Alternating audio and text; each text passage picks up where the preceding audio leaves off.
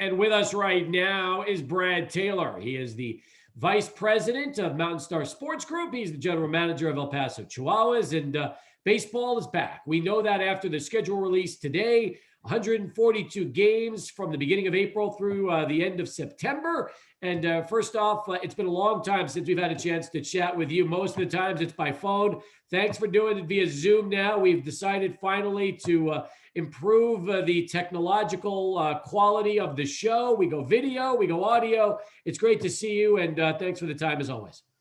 Well, thank you. It's like having a real conversation, isn't it? It's refreshing. So It is.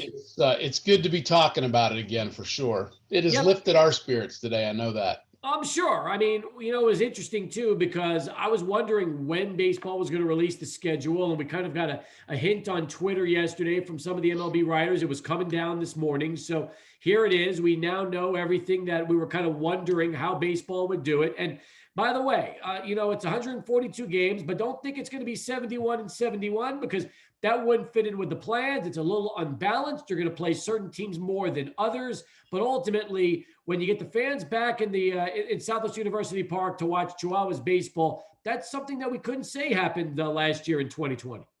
No, when you think about it, man, we're going to be talking. It's been probably close to a span of what, 600 days since we had baseball. So to get it back is the most important thing and the best thing. And I think people need to remember that this year's going to look a little different because we're still, coming off or finishing, hopefully we're near the end of a coronavirus pandemic. And, a lot of the reasons that baseball is doing the things they're doing with some of the restructuring, and this year in particular, the divisional play, is to just make travel a bit more manageable, closer, and safe for its players and its coaches. Makes a lot of sense. And that's why these 6-game series will be rolling out and the Wednesday off day. Let's talk about the Wednesday off day for AAA West versus Monday off days for everybody else in minor league baseball. Yeah, each league was basically asked to decide what they preferred. And, when you're in a single A town, smaller town, less people, probably matters really which day of the week. In the AAA application, we all talked about it, and the difference between a Monday and a Wednesday in our minds was somewhat de minimis. A couple of our teams have some Monday promotions that work very well for them. And one of the most important factors was we're almost exclusively an air travel league. So the consideration of flight availabilities and flight pricing was also very attractive on Wednesdays. I also think for fans, to start a homestand on a Thursday, Friday, Saturday, Sunday, that is 4 great days out of the gate. Is El Paso to Albuquerque one of the few bus trips that this league has? Do they do Reno, Sacramento also, or is it just El Paso and Albuquerque? Yeah, I think Reno, Sacramento probably does. I don't know for sure, but I think they probably do, because if I had to guess, they're probably not separated by more than 90 minutes to 2 hours, yeah. I guess. I don't know. I'd have to look that up. But yeah, for us, Albuquerque's the only busable trip we make and has been over the course of time, except for one time in 2014, and we still have no idea why. Pat Murphy wanted to bust to Round Rock, so we let him bust to Round Rock. Oh, really? Yeah, no idea why, but he requested it. We're like, all right. But yeah, generally, it's a flight league. So the considerations to have better travel was certainly one of the things that was factored in. You know what? We just had Cody Decker on last segment. I would have loved to have asked him about that 2014 bus trip out to Round Rock and find out if he ever knew why Murph wanted to do that so badly. It probably would be worth asking, because I'm sure guys like Jeff Francoeur did not like the idea of a bus trip to Round Rock. I believe that. But it's so interesting. You're going to be in AAA West in the Eastern Division. This has to be the first time in the history of sports that any El Paso franchise has ever been considered an Eastern Division team. Yeah, it might be. And, again, it is what it is for this year. I don't know what it looks like for 2022. Who knows? We may play this way and find out it works great for everybody. Hopefully, as again, the pandemic gets out of our lives, which we all hope sooner than later, maybe they can look at opening things back up, as you suggested, with the league changing around again. We don't know. What we do know is we're thankful to have baseball. Absolutely right. He's Brad Taylor from the El Paso Chihuahuas and MountainStar Sports Group as we continue here on Sports Talk. So now here we are. It's the 18th of February. That means you've got less than 2 months to get ready for the start of the season, which will begin on Thursday, April the 8th. And so it's going to be here before you know it. You have obviously been planning for this for quite some time. Despite the schedule being released today, there's no way we could say that the Chihuahuas had no idea this was coming. We did. We also know that depending on what happens over the next 6-7 weeks, schedule might not start on time. Everything could possibly change from one day to the next. That's also pretty obvious. But you're full steam ahead now for season number 8. And I wonder, as you prepare for 2021, how much of your 2020 elements are going to go into this season as opposed to new things, new ideas that you're also going to put in play for the upcoming season? Great questions. Obviously, we have had our foot on the gas since we had a staff meeting today about an hour ago for our whole staff via Zoom. And we were literally talking about the fact that our last day in the office together as a staff was March 13th of 2020. And that was a Friday the 13th, by the way. And we decided at that time, we don't know what it looks like today, March 13th, as we're not in the office next week, right? But we know we're going to stay together. We know we're going to work. And we've been using platforms like this with Zoom for departmental meetings. Our sales staff have been able to contact clients. They've stayed in touch with people on their cell phones at home. So we've done everything safely, but we've done it in a way that we want to continue to work, to be prepared. So for us, we don't have 2 months to prepare. We have 2 months till we open. We are prepared. There are going to be last minute things that always pop up like they do every year. And some of the changes you'll see will probably be things we've picked up on from various industry friends and others, that their best practices, they've learned some things. We learned a lot from being able to host soccer matches last year with the Locomotive.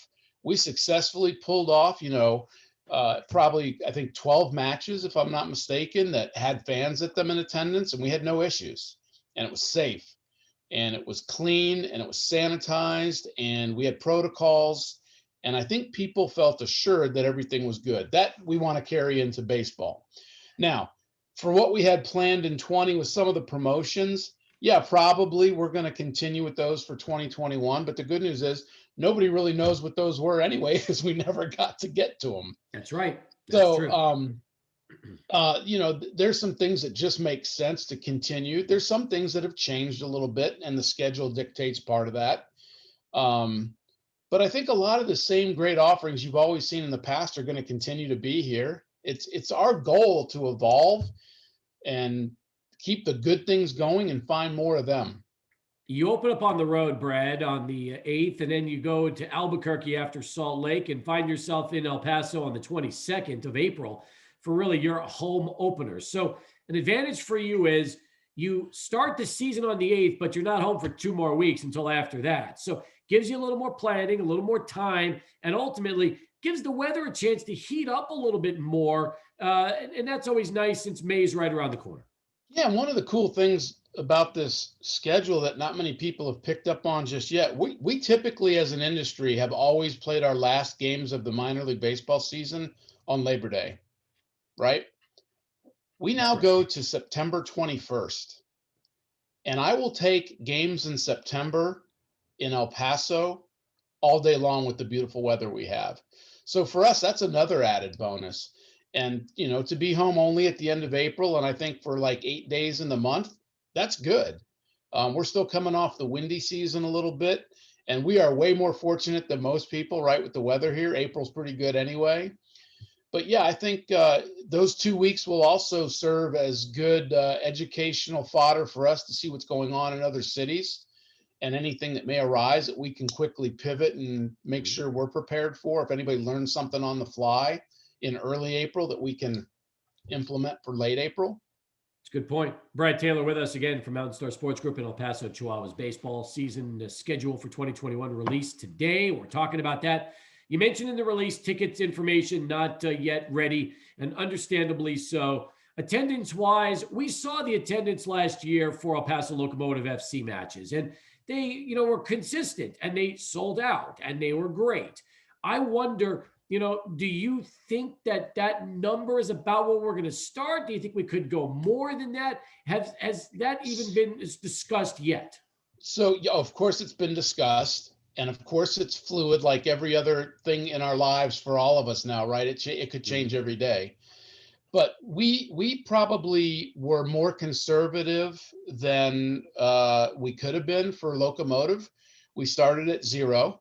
We Right. went to 1,500. We then went to 1,800.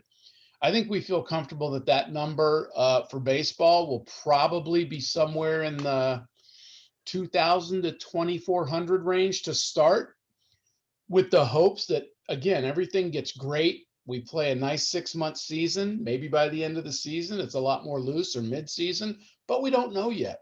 But what we do know is the demand is there. People are hungry to be entertained. I, like you, I want to get out of the house. I want to go do something different. I want to see friends again. And if the only thing I have to do to accomplish that is to wear a mask for 2 or 3 hours, I'll do it.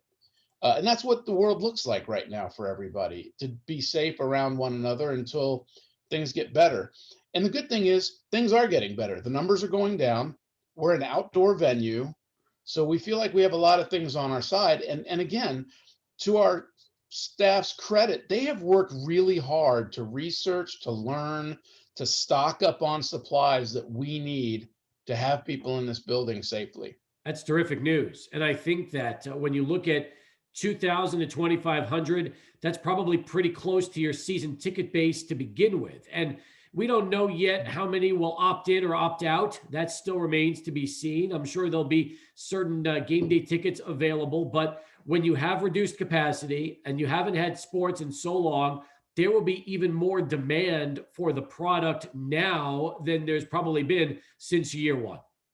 Yeah, and you know what? We also understand there are people that are going to be careful and take their time because maybe their situation dictates that. And we respect that and we understand that. So there may be some people that decide not to come until a little later, or maybe they feel better coming after they've been fortunate enough to get the second dose of the vaccine. These are all things we just don't know yet. We feel like our role is to be fully prepared to do the best we can with what we have in front of us on any given day.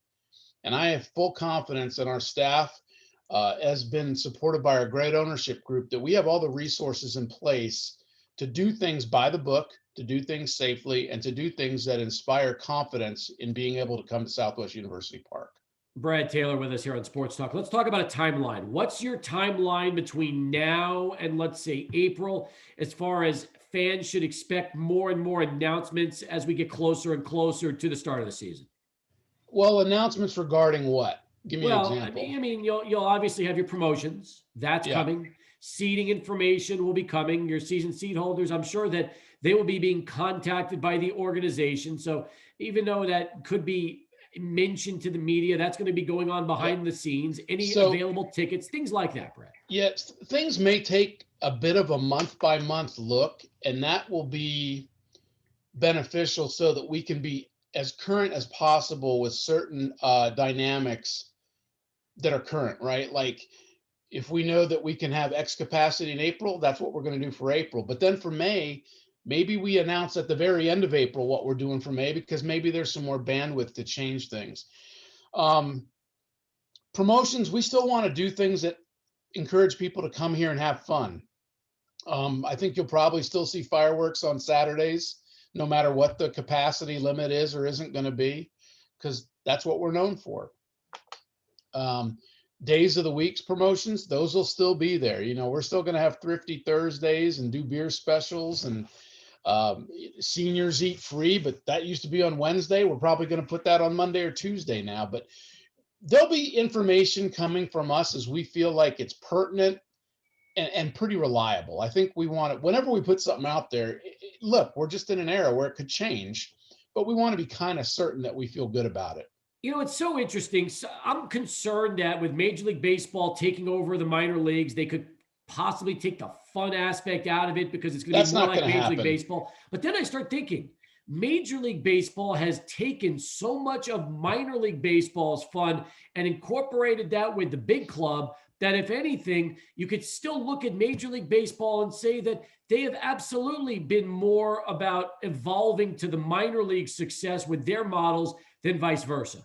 Yeah, I think Major League Baseball really understands that there's been a great product in minor league baseball for years. And I think they also understand that people like us who operate these minor league teams, we can't throw Fernando Tatis out on the field next to Manny Machado and have people buy tickets based on that. Major league teams can do that. Minor league teams need to more rely on what the experience is like. And in our particular instance, being at the AAA level, maybe we have guys like Fernando Tatis that are on the way up, right, playing here. But it's about the experience. It's about the guest service. It's about the homey feel of being in an intimate ballpark. And Major League Baseball has said to us on calls recently, they appreciate that that's what our product is, and they don't want to change that. They only want to help enhance that and what it could look like with the strength of MLB behind the messaging.